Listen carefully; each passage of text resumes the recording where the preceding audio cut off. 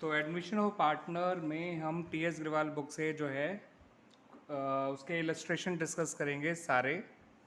और हम शुरुआत करने जा रहे हैं इलस्ट्रेशन नंबर 1 से। तो इलस्ट्रेशन 1 जो है वो आपका किस चीज़ से रिलेटेड इलस्ट्रेशन है वो आपको समझा देता हूँ। तो ये तो आप जानते हैं कि जब भी नया पार्टनर आएगा तो वो अपने जो है किसी प्रॉफिट शेयर के लिए तो आएगा ही आएगा, उसको कोई प्रॉफिट शेयर दिया जाएगा, है ना। अब जो नया पार्टनर आएगा उसके आने से जो एग्जिस्टिंग पार्टनर्स हैं उनका प्रॉफिट शेयरिंग रेशियो जो है चेंज हो जाता है, ठीक है ना। क्योंकि नए पार्टनर के आने से उन्हें अपना शेयर सेक्रीफाइस करना पड़ता है and as a result of that उनका नया शेयर चेंज हो जाएगा। और वैसे भी अब जो नया प्रॉफिट होगा after the admission of a new partner वो वैसे भी वो नए रेशियो में बांटा जाएगा, है ना।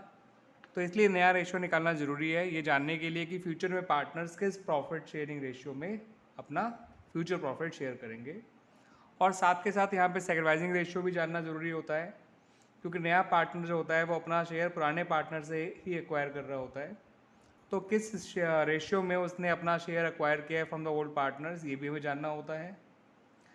तो शुरुआत के कुछ illustration specially from illustration number 1 to illustration number 18 आपके इसी से जुड़े हुए इलस्ट्रेशंस हैं, जिसमें आपको नया प्रॉफिट शेयरिंग रेशियो और नया और सेक्रीफाइसिंग रेशियो निकालना सीखना है, ठीक है। नया प्रॉफिट शेयरिंग रेशियो सभी पार्टनर्स का और sacrificing ratio of old partners निकालना सीखना है ना।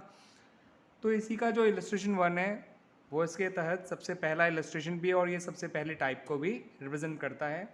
ये बहुत ही इंपॉर्टेंट और बहुत ही कॉमन टाइप है, सबसे ज़्यादा यूज वाला टाइप है ये। इस टाइप में ही एज्यूम किया जाता है कि पुराने पार्टनर जो हैं वो अपने पुराने रेशियो में ही सेक्रीफाइस कर रहे हैं in the favour of new partner, ठीक है। अब देखिए इसका पता कैसे चलता है, तो क्वेश्चन पढ़ के देखो, पढ़ो उसमें क्या लिखा है।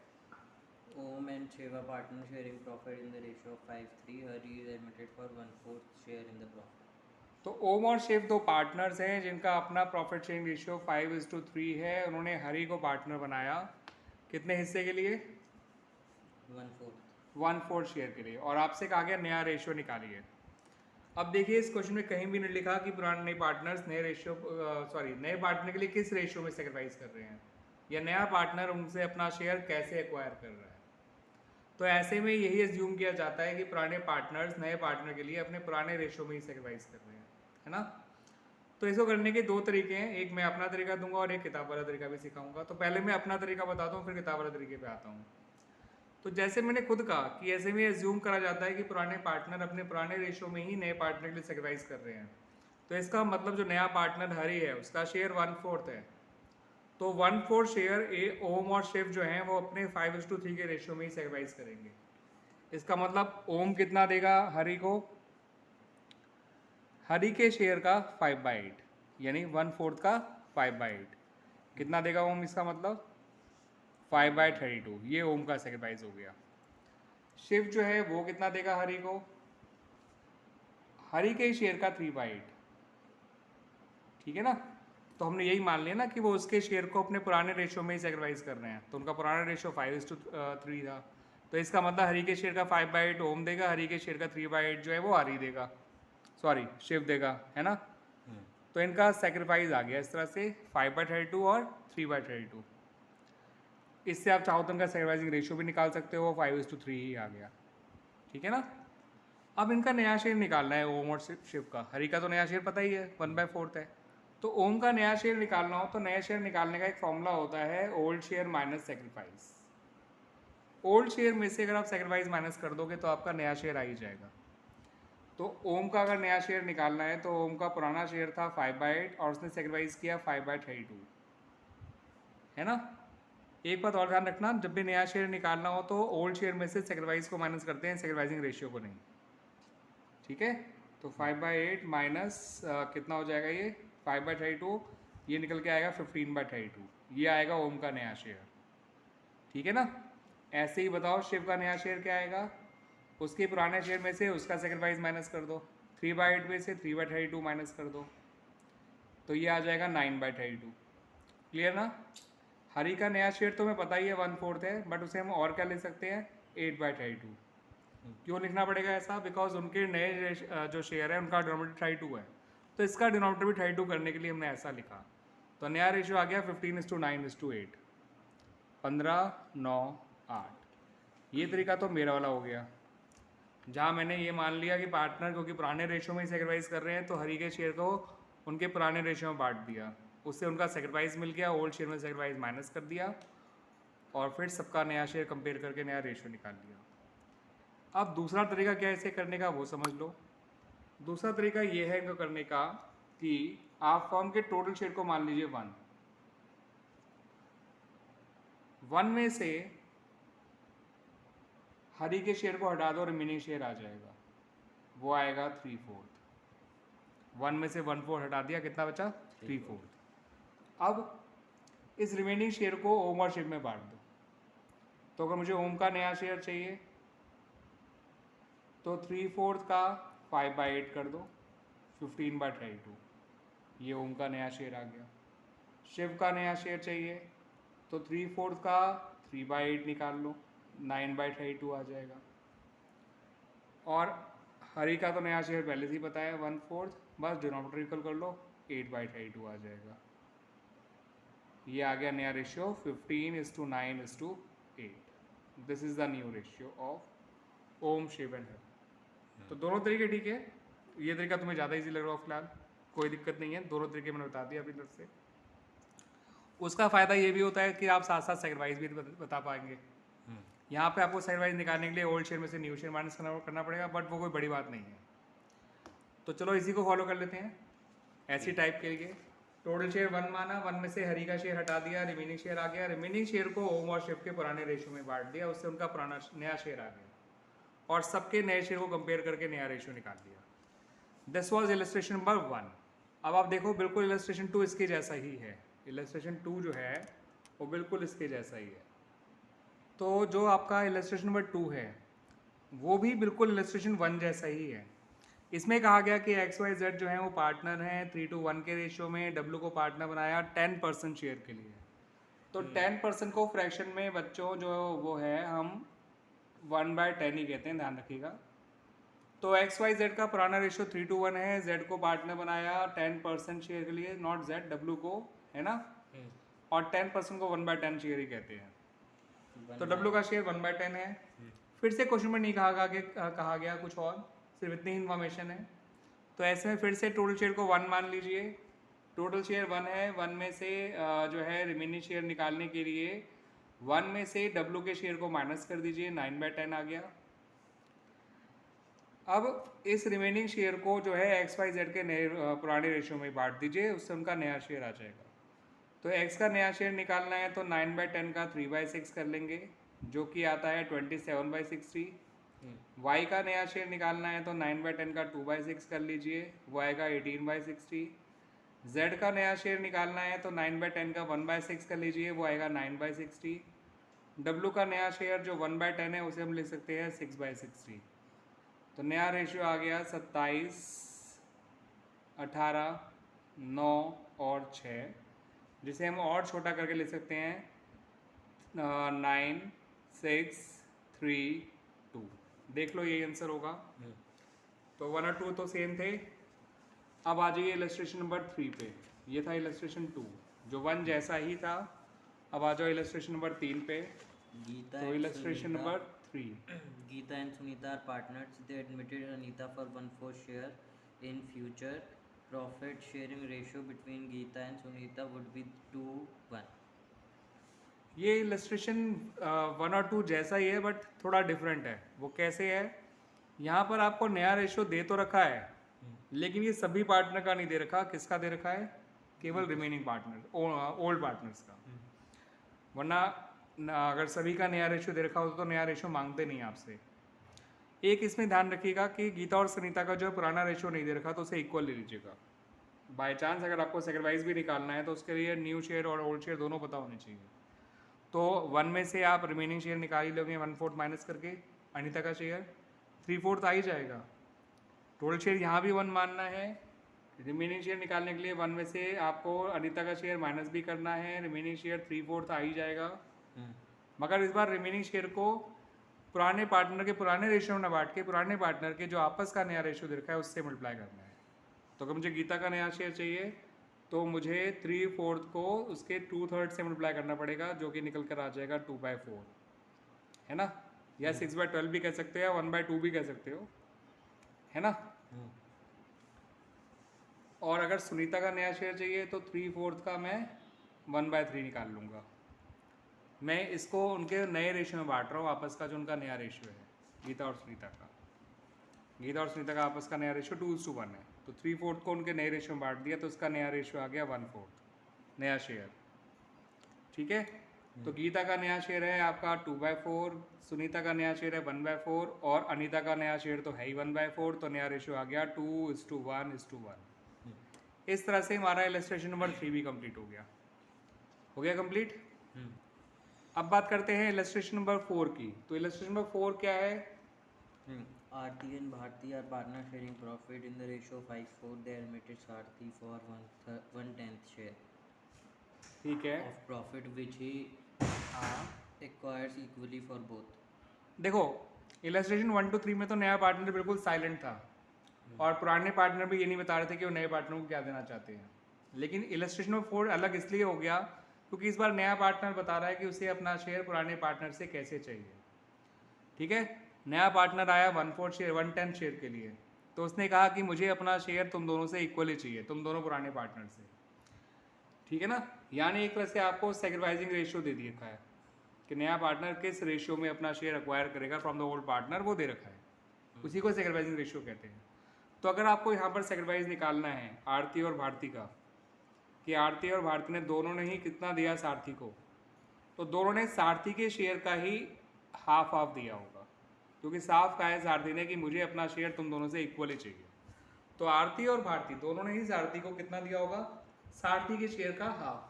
सारथी का शेयर कितना है? 1/10. 1/10 का हाफ कितना होता है? 1/20। बहुत सारे बच्चे 1/10 का हाफ 1/5 बोल देते हैं, वो गलत हो जाता है।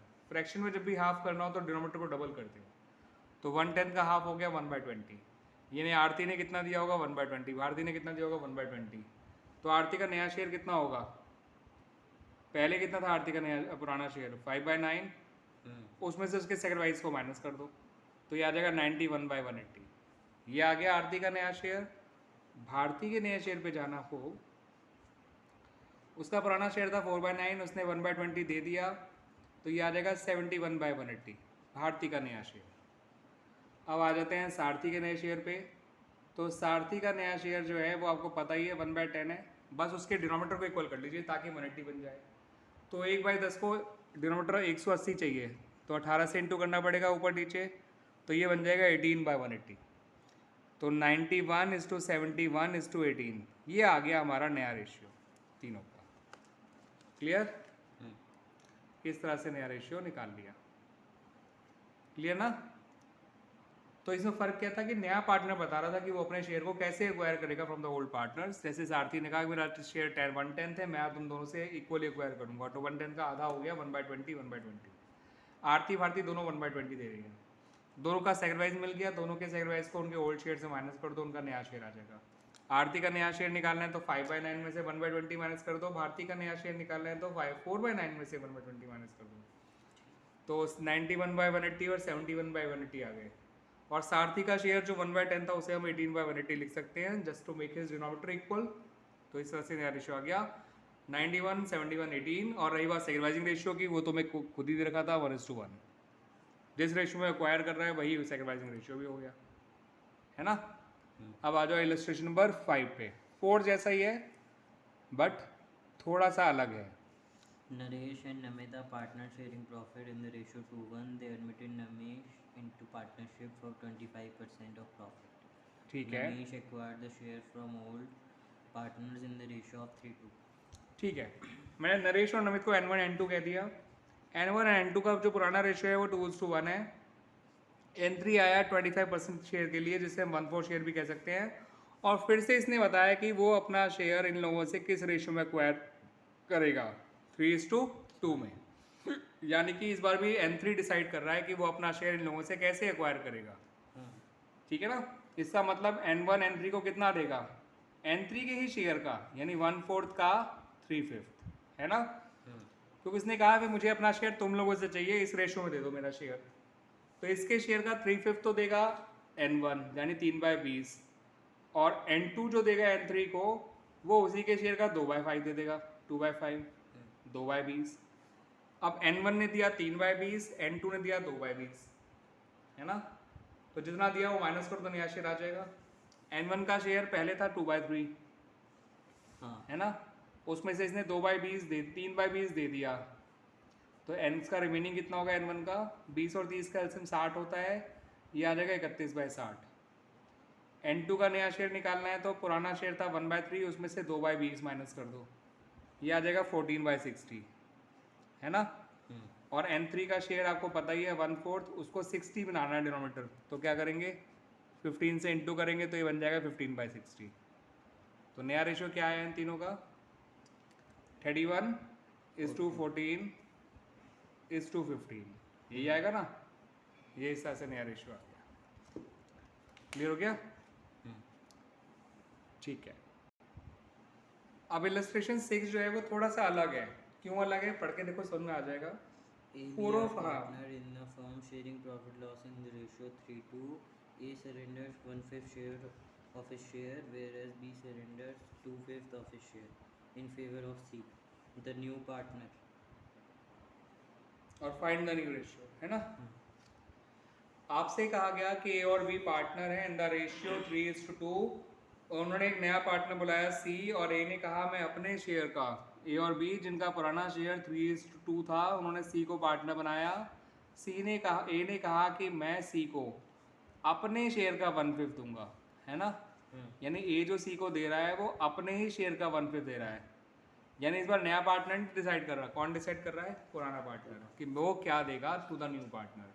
तो ये दे रहा है अपने शेयर का 1/5, तो इसका अपना शेयर है 3/5, 3/5 का 1/5 होता है 3/25। बी ने कहा मैं कितना दूंगा सी को? बी ने कहा मैं अपने शेयर का 2/5 दे दूंगा, तो 2/5 ऑफ 2/5 जो बी देगा सी को। बी भी अपने शेयर का ही डिसाइड कर रहा है सी को देने के लिए। ए ने कहा मैं अपने शेयर का 1/5 दूंगा, तो ए का शेयर आ गया 1/5 ऑफ 3/5 यानी 3/25 जो इन्हें दिया। बी का कह रहा है मैं अपने शेयर का 2/5 दूंगा, तो 2/5 का 2/5 निकालोगे तो 4/25 आता है। यानी ए ने दिया 3/25, बी ने दिया 4/25, दोनों मिला सी को ही, तो सी का नया शेयर तो आप वैसे ही समझ जाओ 7/25 आ गया, है ना? अब ए और बी का नया निकालना है तो कोई दिक्कत नहीं है। ए का पुराना पता ही है 3/5 माइनस जितना दिया 3/25, यह आ जाएगा 12/25, ये ए का नया आ जाएगा।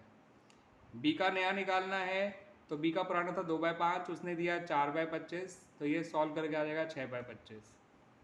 सी का नया शेयर तो पता ही है 7/25, क्योंकि जो उन्होंने दिया वो सी को ही मिला था। तो अब इन्हें कंपेयर कर लो, 12/25, 6/25 और 7/25 को, तो अपने आप यह समझ जाओ कि नया रेशियो आ गया 12:6:7, है ना? और रही बात सेक्रीफाइसिंग रेशियो की, तो जो ए और बी ने सेक्रीफाइस किया है उसका रेशियो निकाल के देख लो 3:4 आ गया, तो हमें सेक्रीफाइसिंग रेशियो भी मिल गया और नया रेशियो भी। कितना क्लियर हुआ इलस्ट्रेशन 6? हो गया ना क्लियर अच्छे से? ये जो इलस्ट्रेशन 7 है ये बिल्कुल इलस्ट्रेशन 1 और 2 और 3 जैसा ही है लगभग, बस इसमें थोड़ा सा फर्क ये आ गया कि जो नया पार्टनर है वो ये कह रहा है कि मैं अपना शेयर, सॉरी नॉट नया partner, one of the old partner कह रहा है कि मैं सेक्रीफाइस नहीं करूंगा, मैं तो अपना शेयर रिटेन करूंगा। तो वरना देखा जाए तो ये बिल्कुल इलस्ट्रेशन 1 और 2 जैसा ही है कि पुराने पार्टनर्स का पुराना रेशियो दे रखा है, नए पार्टनर का शेयर दे रखा है, और ये फिर से नहीं बताया कि नया पार्टनर उनसे कितना मांग रहा है, और ना ही ये बताया कि ये नए पार्टनर को कितना दे रहे हैं पुराने पार्टनर्स। तो ऐसे में ये मानते हैं कि वही चीज़ टोटल शेयर 1 मानते हैं, टोटल शेयर 1 मानेंगे, रिमेनिंग शेयर निकालेंगे। मगर इस बार रिमेनिंग शेयर निकालने के लिए सिर्फ नए पार्टनर का शेयर मत माइनस करना, उसका शेयर भी माइनस करना जब वो अपना शेयर रिटेन कर रहा है। तो रिमेनिंग शेयर निकालने के लिए 1 में से W का तो शेयर माइनस करेंगे ही करेंगे, साथ साथ किसका शेयर और माइनस करेंगे? C का, या Z जो भी नाम है, Z का, बिकॉज Z ने मना कर दिया सेक्रीफाइस करने से। तो क्योंकि Z अपना शेयर रिटेन कर रहा है तो रिमेनिंग शेयर निकालने के लिए ध्यान रखना, ओल्ड रेशियो क्या था 2:1 ना, या 3:1 है? 2:1। ओल्ड शेयर क्योंकि 2:1 है, और डब्लू का शेयर जो है वो 1/6 है और जेड अपना शेयर रिटेन कर रहा है। बाकी बिल्कुल इलस्ट्रेशन 1 जैसा है, तो टोटल शेयर फिर से 1 मानिए। रिमेनिंग शेयर निकालने के लिए बस आपको 1 में से डब्लू का तो शेयर माइनस करना ही करना है, जेड का भी करना है। तो 1 में से डब्लू का भी शेयर माइनस करिए और जेड का भी, तो ये आ जाएगा 19/30। अब ये जो रिमेनिंग शेयर है वो केवल एक्स और वाई का है, एक्स वाई जेड तीनों का नहीं है। आमतौर पे रिमेनिंग शेयर सारे ओल्ड पार्टनर्स का होता है, मगर क्योंकि हमने यहाँ पे रिमेनिंग शेयर निकालते समय जेड का शेयर भी माइनस कर दिया था, तो ये रिमेनिंग शेयर अब जेड को बिलोंग नहीं करता। ये रिमेनिंग शेयर किसको बिलोंग करता है? केवल एक्स और वाई को। और एक्स और वाई का आपस का शेयर क्या है? 2:2, जिसे हम 1:1 भी कह सकते हैं, है ना। तो यानी इक्वली बांटते हैं 19/30 को ए और बी में, एक्स और वाई में से नहीं। तो एक्स का अगर नया शेयर निकालना है तो 19/30 का हाफ कर दो, केवल 2/4 को हाफ ही कहते हैं। तो 19/30 आ गया एक्स का नया शेयर, उतना ही वाई का आ जाएगा क्योंकि दोनों इक्वली शेयर करते हैं, तो ये हाफ हो गया, ये आ गया 19/30। तो एक्स का भी नया शेयर 19/30 है, वाई का भी नया शेयर 19/30 है। जेड का नया शेयर हमें पता है 1/5 ही रहेगा, बस उसको हम 19/60 होगा, 13 × 2 60 होता है ना, हाँ। तो 19/60 एक्स का भी नया शेयर है, 19/60 वाई का भी नया शेयर है।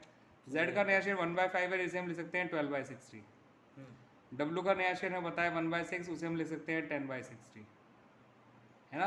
तो नया रेशियो आ गया एक्स वाई जेड डब्लू का 19:19:12:10। तो रिटेन वाले केस में बस इतना ध्यान रखना है बिल्कुल टाइप 1 जैसे ही, जो इलस्ट्रेशन 1 और 2 के था बिल्कुल वैसा ही। टोटल शेयर यहाँ पे ही 1 मानना है। रिमेनिंग शेयर निकालने के लिए 1 में से नए पार्टनर शेयर तो माइनस करना ही करना है। बस यहाँ पे जो एक काम एक्स्ट्रा करना है वो ये कि जो पार्टनर अपना शेयर रिटेन कर रहा है उसका शेयर भी माइनस करना है। तो 1 में से 1/6 भी माइनस करना है, 1/5 भी माइनस करना है। तो 19/30 बचा, उस 19/30 को रिमेनिंग दो पार्टनर में ही बांटना है, तीनों में नहीं। रिमेनिंग दो पार्टनर एक्स और वाई, उनका आपस का रेशियो इक्वल है, 2:2 को हम 1:1 भी कह सकते हैं। तो 19/30 का हाफ 19/60, 19/60। ये तो क्या एक्स और वाई का नया शेयर। जेड का नया शेयर हो जाएगा, जिसे हम 1/5 कह रहे हैं, तो बन जाएगा 12/60। और डब्लू का नया शेयर जो है वो है 1/6, जिसे लिख सकते हैं 10/60। तो इस तरह से इनका नया रेशियो आ गया 19, 19, 12, 10। ठीक है ना। तो जो ये इलस्ट्रेशन नंबर 8 है, एक तरह से 4 और 5, इलस्ट्रेशन नंबर 4 और इलस्ट्रेशन 5 दोनों का ही कॉम्बिनेशन है। इसमें एक जो है दो पार्टनर्स को बुलाया गया, लेकिन एक एक करके, एक साथ नहीं बुलाया गया। तो इसमें कहा गया कि साहिल और चारू पार्टनर है, उनका अपना रेशियो 4:3 है। उन्होंने तनु को पार्टनर बनाया, साहिल और चारू ने। तनु जो है वो 1/5 शेयर के लिए आई, 1/5 शेयर ही है ना तनु का। और तनु ने कहा कि मुझे अपना शेयर तुम दोनों से इक्वली एक्वायर करना है, साहिल और चारू से। तो इलस्ट्रेशन 4 में भी नया पार्टनर अपना शेयर इक्वली एक्वायर कर रहा था, तो बिल्कुल है ना, सेम ही है। फिर उन्होंने तनु के एडमिशन के बाद में पुनीत को भी एडमिट किया। पुनीत आया 1/7 शेयर के लिए और उसने बताया कि मुझे अपना शेयर साहिल और चारू से ही एक्वायर करना है 7:3 के रेशियो में। ये बिल्कुल इलस्ट्रेशन 5 जैसा होगा। तो इसके दो पार्ट हैं, पहला पार्ट इलस्ट्रेशन 4 जैसा है, दूसरा पार्ट इलस्ट्रेशन 5 जैसा है। तो हमें दो बार नया रेशियो निकालना है, एक बार तनु के एडमिशन पे और एक बार पुनीत के एडमिशन पे। तो पहले तनु के एडमिशन की बात करते हैं, तब पुनीत की बात करेंगे ही नहीं। तो तनु ने जो है अपना शेयर इक्वली मांगा है, तो यानी जो साहिल तनु को देगा वो तनु के शेयर का ही हाफ देगा, है ना। ठीक। ऐसे ही चारू भी जो देगी वो तनु के शेयर का ही हाफ देगी। तो तनु का शेयर 1/5 है, 1/5 का हाफ होता है 1/10। यानी कि साहिल और चारू दोनों ही तनु को 1/10 देंगे। और आपको मालूम है जब सेक्रीफाइस मिल जाता है तो नया शेयर निकालना आसान होता है। ओल्ड शेयर में से सेक्रीफाइस को माइनस कर देते हैं, नया शेयर आ जाता है। तो यहाँ साहिल और चारू दोनों का सेक्रीफाइस निकालने के लिए मैंने तनु के शेयर को इनके सेक्रीफाइसिंग रेशियो में बांट दिया, जो कि हाफ था। तो 1/5 का आधा 1/10, 1/5 का आधा 1/10। और नया शेयर निकालना है साहिल का, तो पुराना शेयर था 4/7 माइनस 1/10 कर दो, है ना, यह आएगा 33/70। चारू का नया शेयर निकालना है तो 3/7 माइनस 1/10 कर दो, ये आ जाएगा 23/70। और जो वो है तनु है उसका शेयर 1/5 है, जिसे हम लिख सकते हैं 14/70, डिनोमिनेटर इक्वल करने के लिए, है ना। तो नया रेशियो आ गया इन तीनों का on Charu's admission, on Tanuj admission, है ना, जो 33, 23 and 14, 33, 23 and 14. This is the new ratio of all the three on Tanu's admission. अब जब पुनीत आएगा तो उनका नया रेशियो ये कहलाएगा, सॉरी पुराना रेशियो 4:3 नहीं, क्योंकि जब नया पार्टनर आया पुनीत तब साहिल, चारू और तनु तीनों पार्टनर हैं। तो जो भी साहिल, चारू और तनु का ओल्ड रेशियो न्यू रेशियो होगा वही ओल्ड रेशियो बन जाएगा at the time of Puneet admission.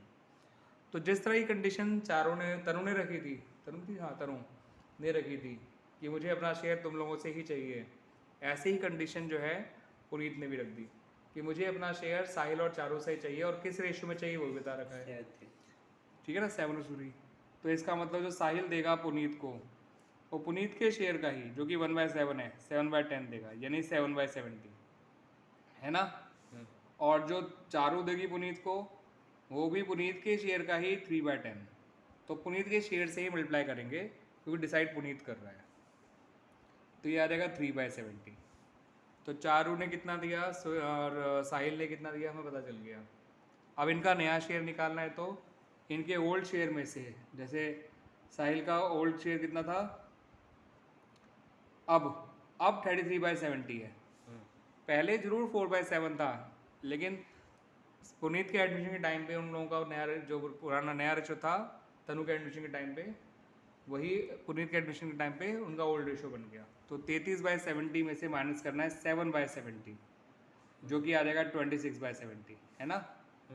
Charu का निकालोगे नया शेयर, तो पुराना था 23/70 और माइनस 3/70, जो कि सॉल्व करके आ गया 20/70।